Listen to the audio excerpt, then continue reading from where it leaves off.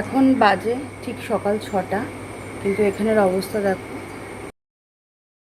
আমরা এখন যাচ্ছি ব্যাকওয়াটারের উদ্দেশ্যে। ক্লিয়ান ফ্যামিলিতে তোমাদের সকলকে আরেকবার স্বাগত। সকলে রেডি তো আমার সাথে শিকারার রাইডে যাওয়ার জন্য?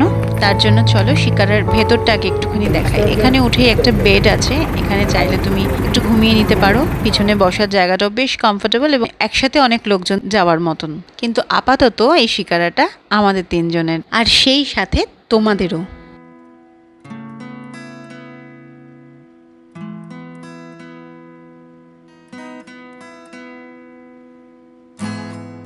আমার জীবনের একটা বিরল সকাল, আলেপ্পিরি নির্জন ব্যাকওয়াটার, আর তাতে অন্ধকার থেকে একটু একটু করে আলোয় রূপান্তরিত হওয়ার মুহূর্তটা আমি সত্যি কোনোদিনও ভুলব না। চারিপাশে প্রকৃতির রূপ, রং, গন্ধ, শব্দ সবকিছুকে আরো নিবিড় করে পেতে আমি উঠে গেছিলাম উপরটাতে। বাকরুদ্ধ হয়ে যে কতক্ষণ বসেছিলাম সত্যিই মনে নেই। আর আমি নিশ্চিত আমার এই মুগ্ধতার আবেশ তোমাদের সকলকে ছুঁয়ে যাবে, তাই শুধু অনুভব করতে থাকো।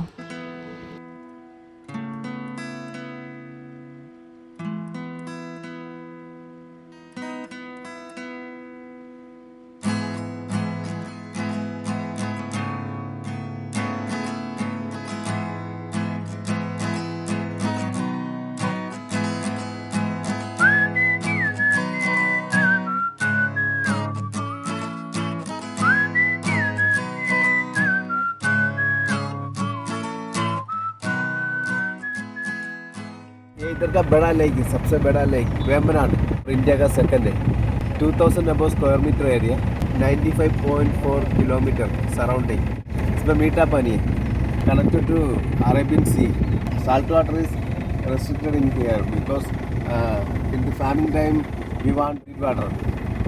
And after in yearly only 2 months. উনি বলছিলেন এটা ভেমনা লেক, যেটা মিষ্টি জলের হ্রদ আর ইন্ডিয়ার সেকেন্ড লার্জেস্ট। অ্যারাবিয়ান সিও এই ব্যাকওয়াটারে এসে মিশেছে। এখানে 2 মাস জল নাকি সল্ট ওয়াটার হয়ে যায়, আর সেটাই এপ্রিল মে মাস নাগাদ। এখানে আমরা একটুখানি গরম গরম কফি খাবো, কিন্তু কফি খাওয়ার আগে দেখো এক বন্ধুর সাথে দেখা, ভারী মিষ্টি। আমার একটা বিরল অভিজ্ঞতা।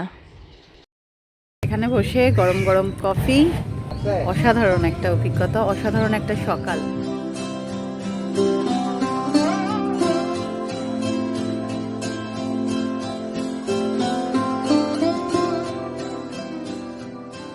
শীতের এই সময়টাতে দেখা মিলবে বেশ কিছু পরিযায়ী পাখিরও। শান, কেমন লাগছে? Fantastic view, fantastic experience. এই যে হাউস বোটগুলো দেখছো, তোমরা চাইলে এখানে এসে এই হাউস বোটগুলোতেও থাকতে পারো। শিকারাটা এখানে দাঁড় করানো হয়েছে। আমরা এখান থেকে যাব ওপেন বোটে, কারণ সামনের দিকে ব্রিজগুলো একটু নিচু নিচু। ওপেন বোটে গেলে ব্যাপারটা অনেক বেশি এনজয় করা যাবে। Actually, Aleppi became famous for many reasons, like the beautiful combination of lakes, lagoons, crisscrossed narrow canal, river, coconut palm, paddy field, and many more. Am I sound very excited? Actually, I am. আর এখন আমরা এই crisscrossed narrow canal-এর মজা নেব।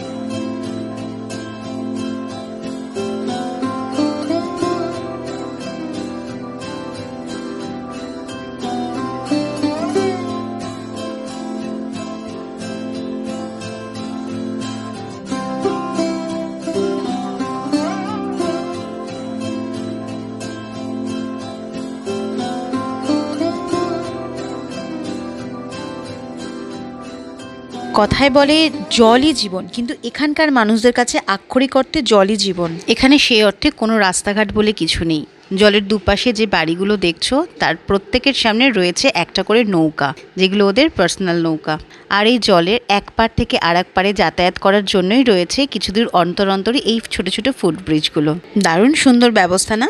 আমরা যে ভদ্রলোকের শিকারাতে এসেছি উনি ওনার অভিজ্ঞতা বলছিলেন, ওনারও বাড়িটা এই এলাকাতেই। যে বছর কেরালায় বন্যা হলো তার আগে নাকি প্রচুর বৃষ্টি হয়েছিল, আর সে কারণে বেশ কিছু বাঁধের জল ছেড়ে দেওয়া হয়েছিল, আর তখন এই পুরো এলাকাটা প্লাবিত হয়ে গেছিল।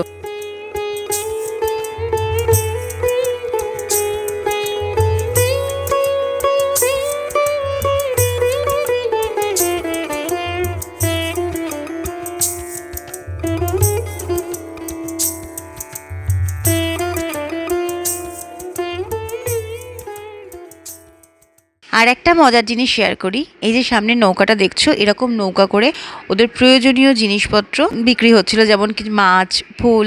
আমরা আবার চলে এসেছি আমাদের শিকারাতে, আর এখন আমরা যাচ্ছি ব্রেকফাস্ট করতে।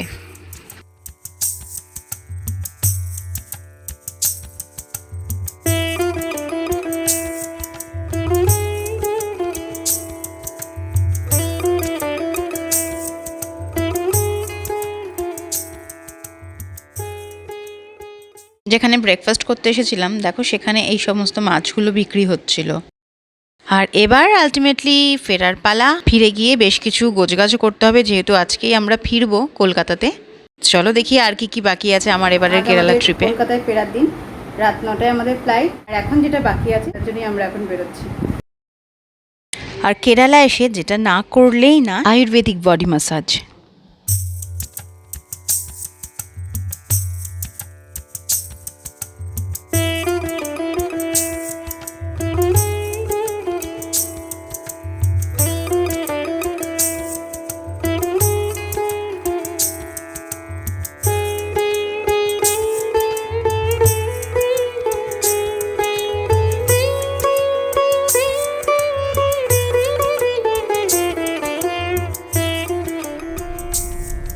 সব গল্পের শেষে যেটা অবশ্যম্ভাবী সেটা হলো বাড়ি ফেরা, নিজের মানুষজনদের কাছে ফেরা।